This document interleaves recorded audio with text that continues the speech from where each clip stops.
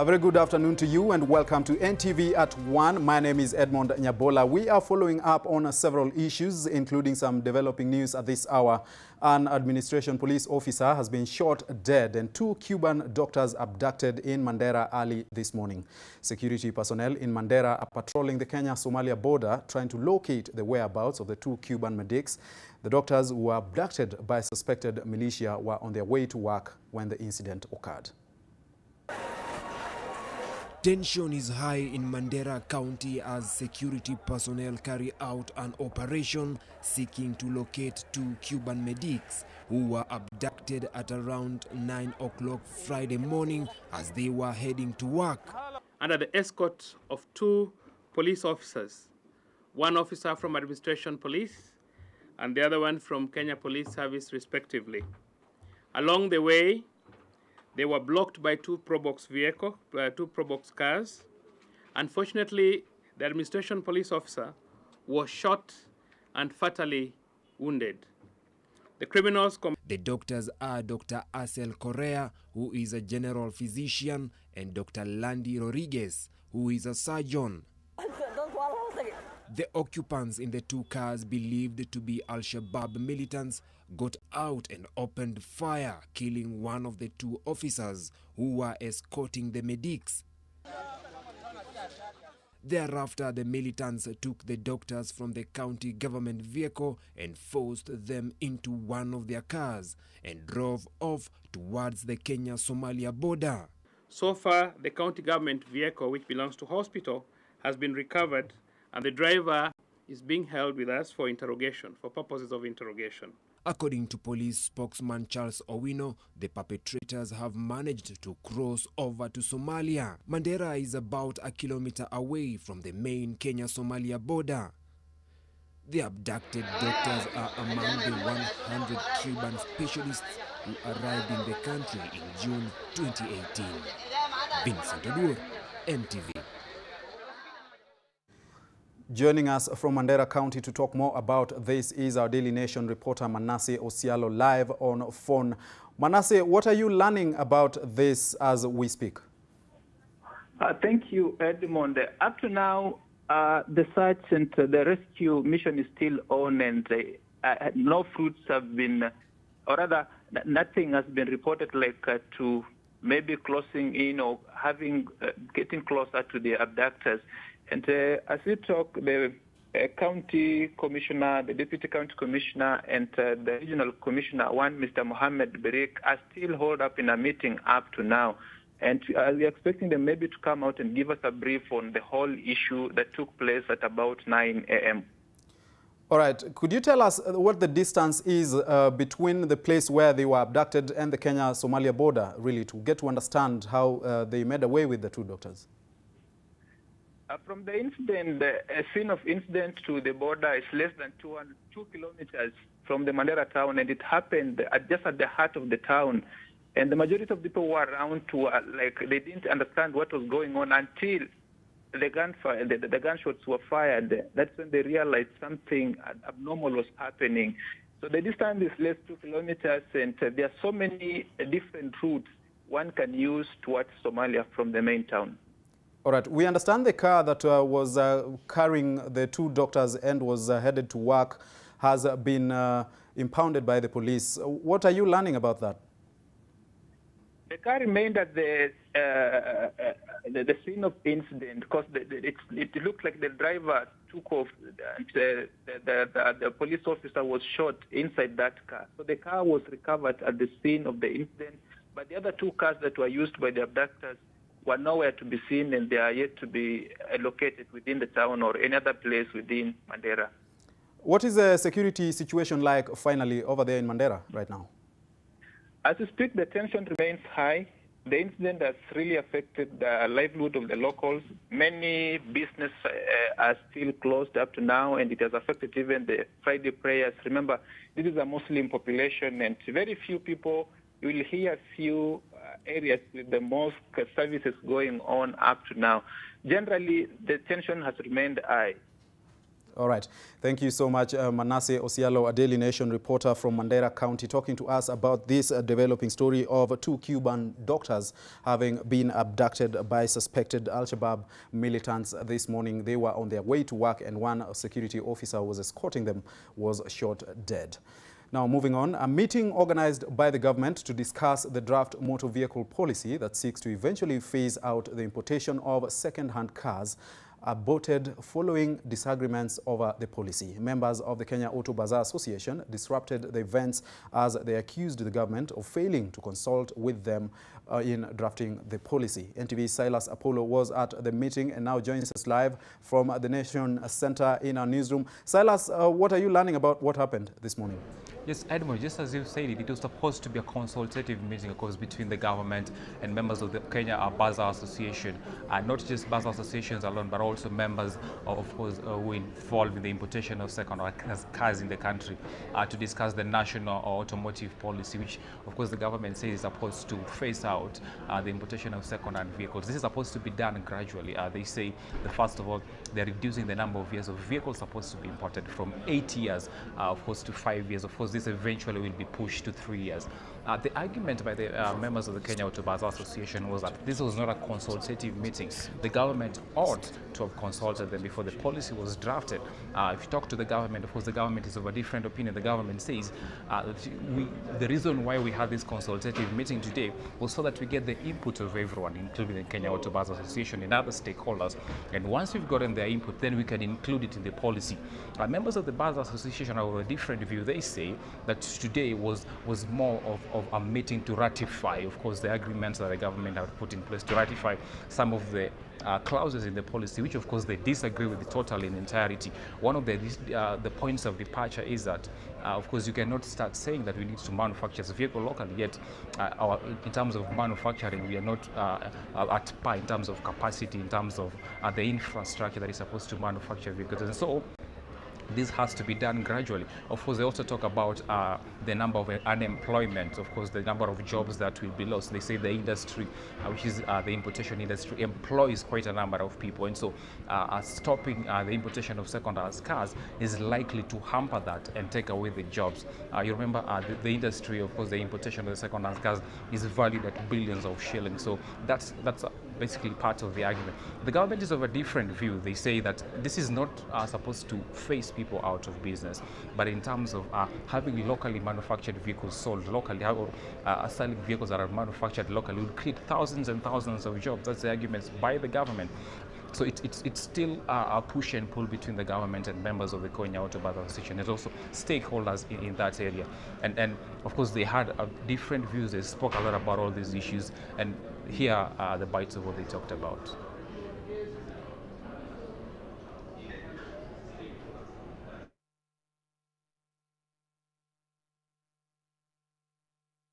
Even in Japan, I've been to Mercedes company manufacturing Mercedes-Benz. I know what goes on in manufacturing. But they come here with their skin and cheat us and say, we can manufacture a vehicle here. Why don't they allow us to manufacture tea or produce tea? Why don't they allow us to produce coffee? Why don't you allow us to produce finished product of maize? Why are they cheating us? The Kaba people have not allowed us to hear other stakeholders, and therefore the meeting has not taken place. We are going to consult at the ministry, and we'll revert back to Kenyans on the way forward. Yeah, so there, Edmond, that's what they say. There was varying opinions. Of course, there's also been a bit of divided opinion in terms of how then do we empower our products that are manufactured locally. Of course, you remember Peugeot and of course Volkswagen have decided to assemble their vehicles locally in the country. But in terms of sales, the sales have not been as much, of course, as they expected. So this is what the government says it's trying to mitigate. Of course, we're still following up to see what will come out of this. They're going to strike a reconciliatory tone, or is it still going to be a push and pull? So we'll be following up and just updating you going forward. Back to you, Edmond. All right, thank you so much, Silas Apollo from the NTV newsroom. Now, 5 million people have already registered on the National Integrated Identity Management System, NIMS, and received their Huduma number slightly over a week since it was officially launched. This is according to Interior Cabinet Secretary Fred Matiang'i, who says Kenyans should ignore naysayers and get registered in large numbers. The government has also sought to make it easier for those seeking to be registered by opening up the registration centers at 6 a.m. The CS was speaking in Kisumu during a progress evaluation exercise. Kwa hivi mimi ningependa nyinyi ambao wako hapa leo, mkirudi nyumbani, tafadhali mwambie wao ambao wanakaa nyumbani waje wajiandikishe. Kwa sababu ikiwa unataka kupata mkopo katika benki, hii atakusaidia. Ikiwa unataka kuchukua pasipoti uenda Ulaya, hii atakusaidia. Ama wakati mwingine tuambiane tu ukweli, wananchi wetu wanateseka. Unaambiwa faili imepotea, nunulia mtu mwingine chai ili faili itafutwe. Tunataka hiyo story ya faili iishe sasa. Kwa sababu ukifika katika kituo chochote cha serikali utapata huduma papo hapo. Kwa sababu mambo yako yote yako hapo. Kwa hivyo hivi ndivyo tunataka kwenda mbele. Na ninawaomba tafadhali wananchi wenzangu, nyinyi ndugu zangu na dada. Hii porocho mnasikia hii na upumbavu hii ya 66 muache kabisa. Sisi zote tujisajili. Tuhakikishe kwamba tumechukua huduma namba. Now, 3 family members who were killed at their home in Motobo last week have been laid to rest at their rural home in Sigowet in Kericho County. The family and friends who bid farewell to their loved ones were grief-stricken with many unanswered questions. The suspects were arraigned in a Kericho court on Wednesday and will spend 20 more days in custody until the police complete their investigations. Insecurity in Kericho County has escalated, with a number of murders having been witnessed and reported in the last 10 months. Leaders are urging the government to enhance security in the county in a bid to forestall such incidents.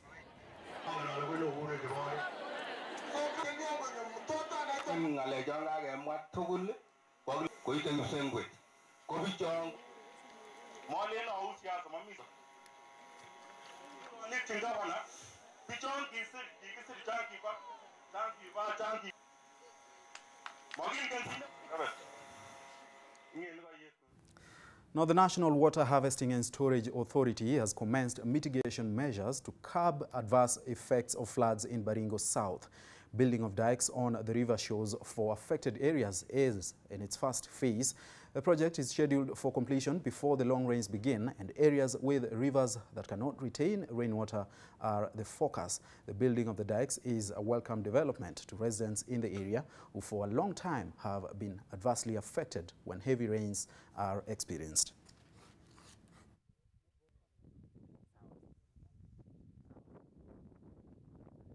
The problem that we have had over the years is the problem of floods. In fact, last year it was very intensive in that we closed Sindan Primary School for about the whole term. The pupils had to go attend school in the various primary schools, and it actually affected their results. We have intervention measures. At the present, what we are doing is just a start. We know we require a bigger intervention, which we have planned for, we have designed, but we have a bit of restriction in terms of the budgetary constraints. Now, the National Alcohol and Drug Control Agency, NACADA, says it will not approve recreational use of marijuana despite some politicians campaigning for its legalization.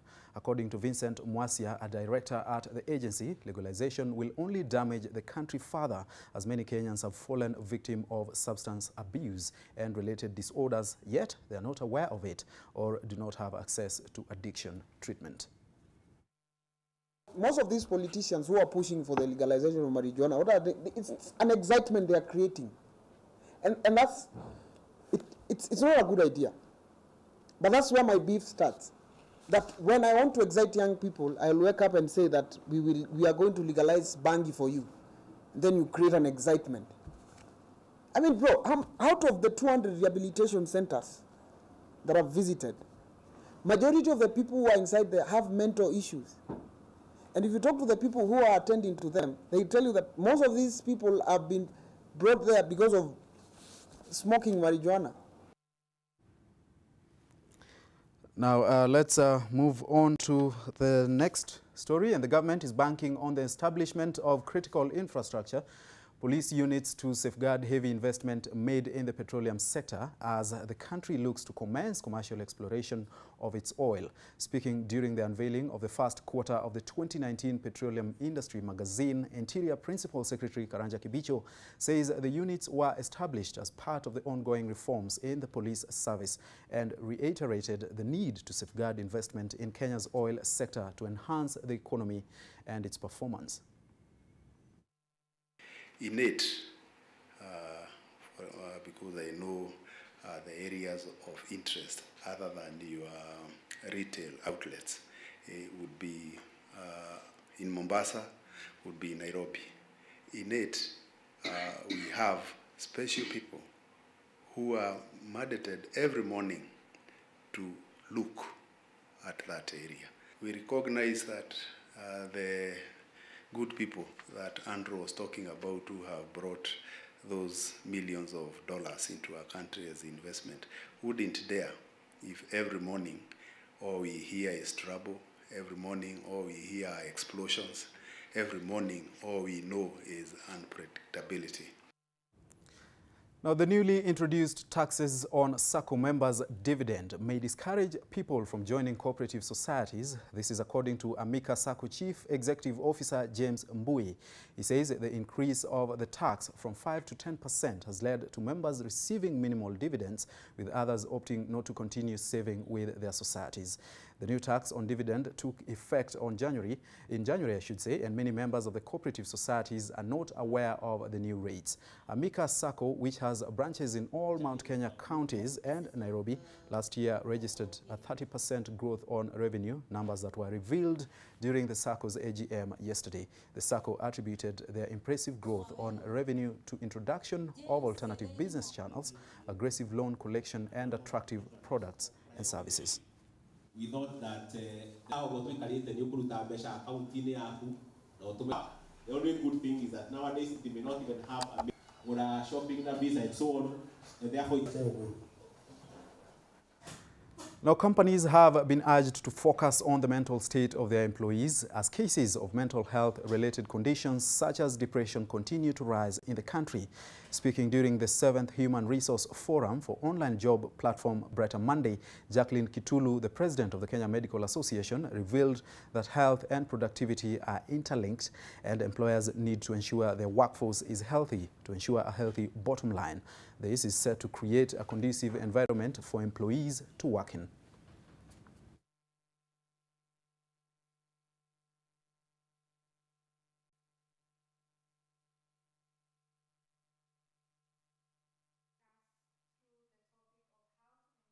Several of the mental health issues are issues that actually are treatable.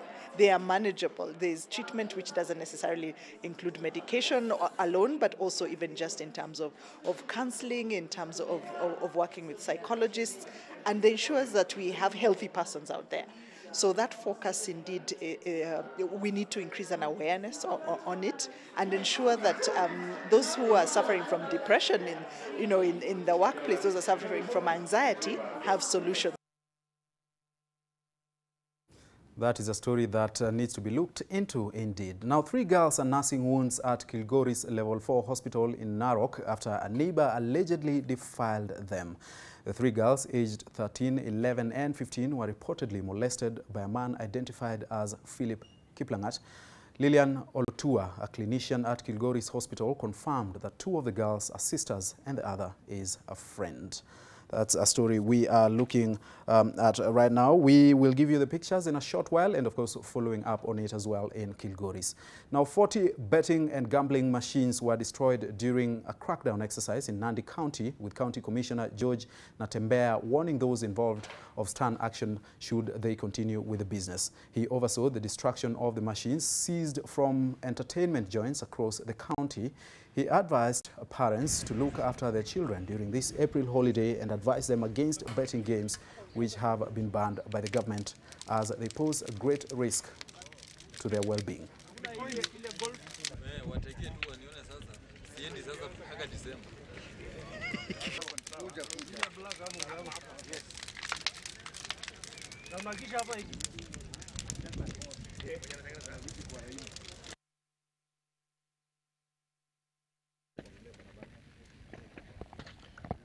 Wakati shule zimefungwa ndio wana target sana. Unaona nyingi zinarudi wakati shule zimefungwa kwa sababu wana target watoto ambao ataenda kwa nyumba ya mzazi, aibe pesa shilingi 10, aibe shilingi 20, akuja acheza hapa kwa loto. Kwa hivyo tunashukuru, na zile sehemu zingine zote ambazo labda kuna hizi machine, tungependa wananchi sasa waanze kuwajibika, wachukue mambo katika mikono yao, hakikisha kwamba wanaondoa hizi vitu kutoka katika sehemu zao. Let's go beyond the Kenyan borders now, and large crowds have remained on the streets of Sudan's capital, Khartoum, through the night, ignoring a curfew declared by the military.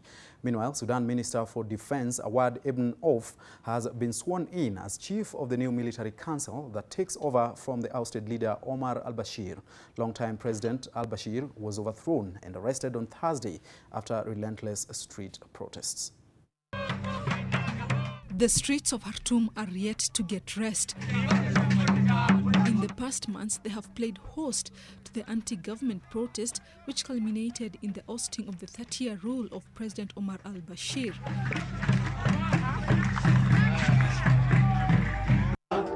And with the military overthrowing the president and taking over, the streets have become host to another set of demonstrations. Protesters spent the night in the streets of Khartoum singing in jubilation for the change after Bashir's 30-year reign. This was in open defiance of the curfew set by the military through Defense Minister Awad Mohamed Ahmed, who was sworn in as head of the Transitional Council. Ahmed took the constitutional oath as chairman of the Transitional Military Council after announcing the ousting of al-Bashir and his government. In his TV statement, Ahmed declared a state of emergency for 3 months and a 1-month curfew. He said the country had been suffering from poor management, corruption, and an absence of justice, and he apologized, quote, for the killing and violence that took place. He said the army would oversee a 2-year transitional period followed by elections. Organizers of the months-long demonstrations that triggered al-Bashir's overthrow have urged pro-democracy supporters to protest against a military takeover, renewing their demands for a civilian-led government. Protesters denounced the military's moves, the Sudanese Professional Association, SPA, demanding the handover of power to a civilian transitional government that reflects the forces of the revolution. Since Saturday, at least 35 people have been killed in clashes with security forces, which have repeatedly tried to disperse the sit-in by force. The protesters say the military council, which has taken power, is part of the same regime. The fresh standoff has raised fears of a violent confrontation between protesters and the army.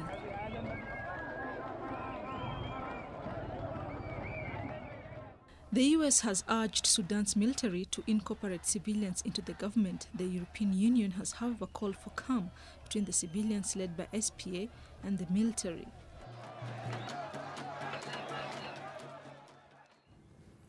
Now here is something interesting. Pope Francis got on his hands and knees before the leaders of South Sudan's government and its opposition kissing their shoes and imploring the two men to maintain the tenuous peace that exists between them. The dramatic gesture happened during a spiritual retreat by the two leaders at the Vatican. The leaders appeared to be stunned as the 82-year-old Pope, helped by aides, knelt with difficulty to kiss the shoes of the two main opposing leaders and other people in the room. Pope Francis appealed to South Sudan's President Salva Kiir, his former deputy turned rebel leader Riek Machar, and 3 other vice presidents to respect an armistice they signed and commit to forming a unity government next month. The Vatican brought together South Sudanese leaders for 24 hours of prayer and preaching inside the Pope's residence in an attempt to heal bitter divisions before the country's planned setting up of a unity government.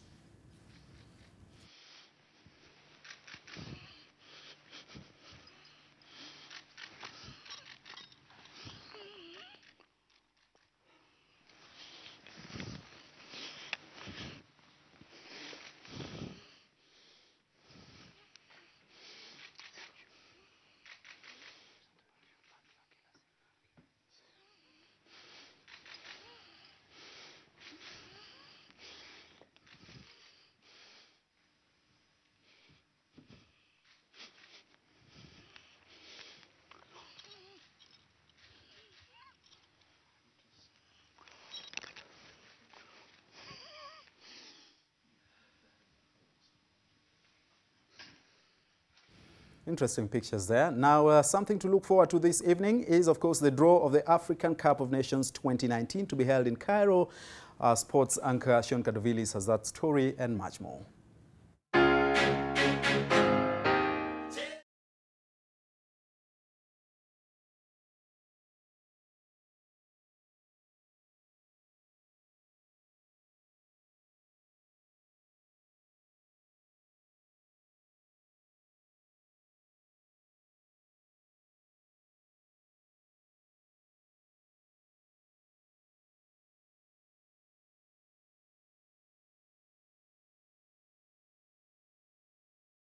A very good afternoon to you. We'll talk about the Africa Cup of Nations draw in just a moment. But first of all, it's the second last day of the Brookside Term 1 National Secondary School Games.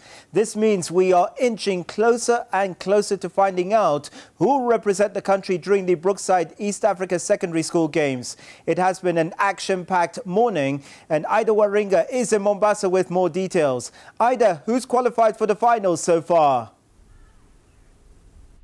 Inching closer and closer to the finals is quite right, Sean. And we're currently at Ashimo Latewa, where I will say the Rugby Sevens final has happened between Upper Hill and Laser Hill. And Upper Hill have dethroned Laser Hill, that final score being Upper Hill 10, Laser Hill 5. Upper Hill will be representing the country in the East African platform. And I am joined by the captain here. I will be giving you results from the rest of the action in the morning session because it's pretty much done now, Sean. But let's get to the captain of Upper Hill. His name is Brian Kimani. Brayo, asante sana kwa muda wako leo. Tuambie game imekuaje?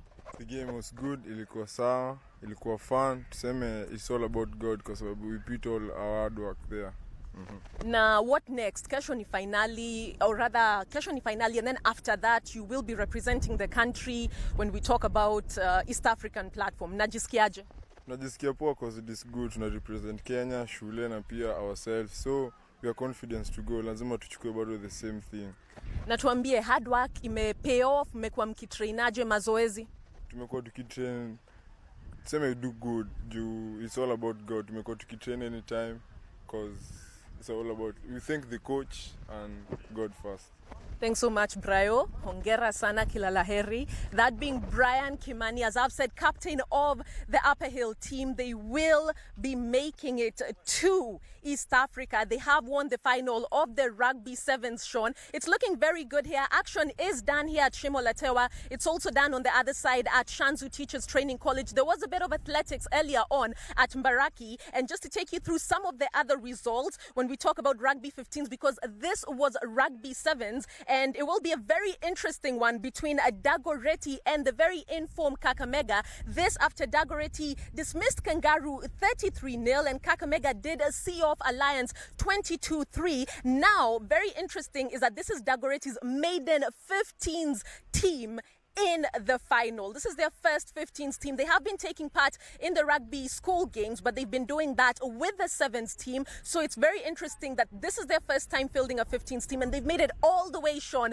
to the finals. Now, we did talk to their coach earlier on, one Mr. Victor Walgwe, and he told us that he's looking forward to representing the country in East Africa. In basketball, it was a very interesting one, and Buru Buru girls will be meeting Kaya Tiwi, defending champions Kaya Tiwi, in the girls basketball final. Sean, so much to say, so little time. We'll have more in the subsequent bulletins, but it's looking very good here, and it's back to you in studio.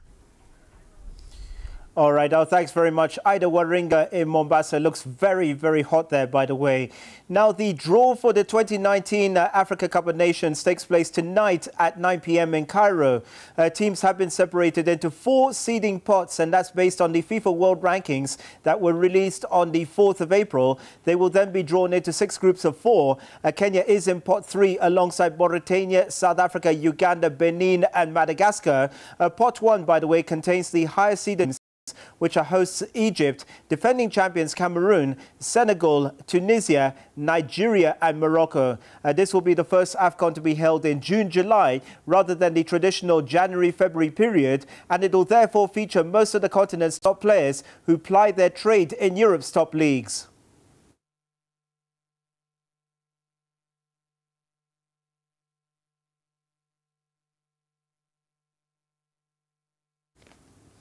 Arsenal scored 2 early goals to beat Napoli 2-0 in the first leg of their Europa League quarter-final at the Emirates Stadium on Thursday night. Aaron Ramsey and Lucas Torreira were on target for Unai Emery's side. Marcus Alonso's late header handed Chelsea a narrow 1-0 victory in their quarter-final first leg with Slavia Prague. Alonso ghosted in to meet Willian's inch-perfect ball.